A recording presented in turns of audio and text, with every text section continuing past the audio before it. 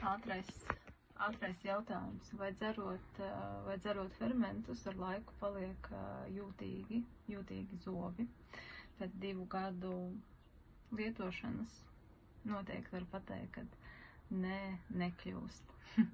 Tieši otrādāk. Ziniet, kā vispār zobu jūtīgums cilvēkiem, man pašai kādreiz bija mega jūtīgi zobi.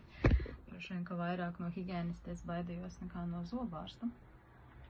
Bet zobu jūtīgums ir jāņem vienkārši vērā, kas zobus padara jūtīgus. Protams, mēs varam tūlīt pēc īpaši citrus augu ēšanas un vispār pēc ēšanas, ja mēs momentāli mazgājam zobus, protams, emola kļūst ļoti jūtīga. To nedrīkst darīt.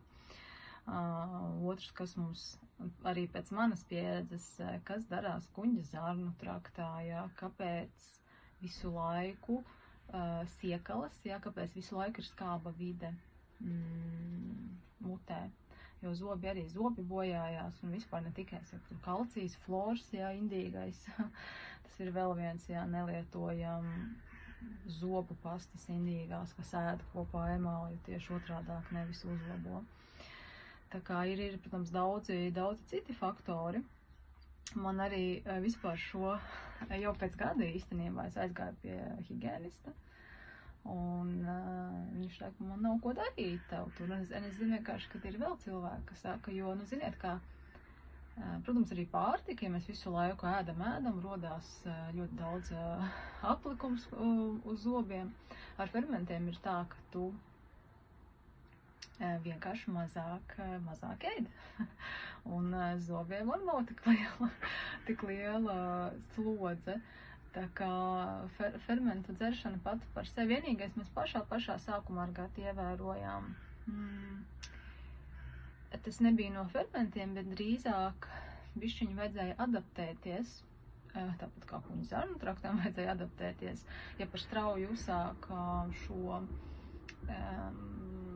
ļoti daudz salātu ir vienmēr sakot, un zobiem bija, bet tas aizņēma kaut kādu nedēļu praktiski. Jā, kaut kādu nedēļu tas aizņēma, un zobi adaptējās, bet no pašiem fermentiem nekad nav bijis, jo mēs dzeram fermentus tukšā dūšā, visbiežākais un diezgan daudz. Man pat liekas, viņi kaut kādā veidā, tie fermenti, es nezinu, to es nevaru, tas ir tāds mans novērojums, ka viņi pat, katram fermentam ir savas īpašības.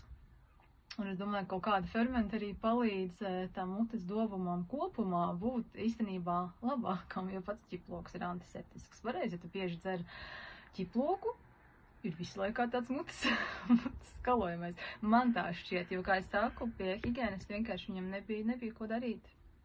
Jā, un es biju priecīga, es biju atnākusi, viņš saka, labi, 20 minūtes vismaz kaut ko patīrīsim, jā.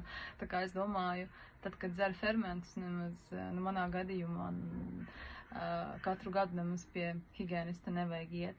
Jo vēl viena lieta, cilvēki dzerot fermentu atsakās no kaitīgiem ieradumiem. Tātad tā ir arī kafija, kas padara brūnākus zobus, ir aplikums, un arī jūtīgi zobi no kafijas, ja bieži dzer, tāpēc fermentus dzerot ir tikai un vienīgi ieguvumi. Tā kā, jā, tāds mans atbildes uz to, vai paliek jūtīgāki zobi vai nē. Tad noteikti var teikt, nē, nevienam, ne bērnam, ne man, un neesmu dzirdējusi. Vienīgais tikai, ka jāpierod pie šīs svaigās pārtikas.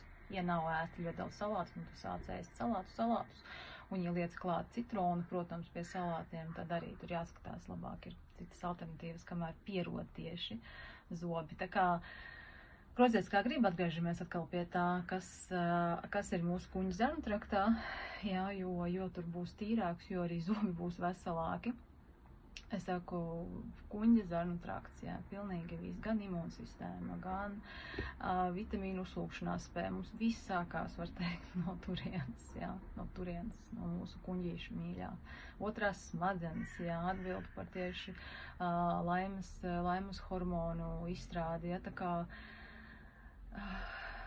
fermenti vēl joprojām, kā bija tas jautājums, jā, arī vai dzert fermentus visu mūžu. Nezinu, kamēr daba dod mums tādas iespējas un neesam attīstījušies tik tālu, lai izārstētu sevi ar saules pielieto gaismu, ko gan saule arī dziedējoša ļoti, jā, nu tad dzeram fermentus un esam vēl veselāki un laimīgāki.